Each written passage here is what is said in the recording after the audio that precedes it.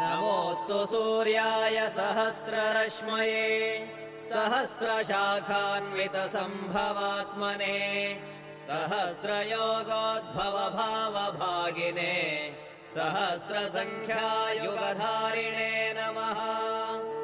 यन्मण्डलम् दीप्तिकरम् विशालम् रत्नप्रभम् तीव्रमनादिरूपम् दारिद्र्यदुःखक्षयकारणम् च पुनातु माम् तत्सवितुर्वरेण्यम्।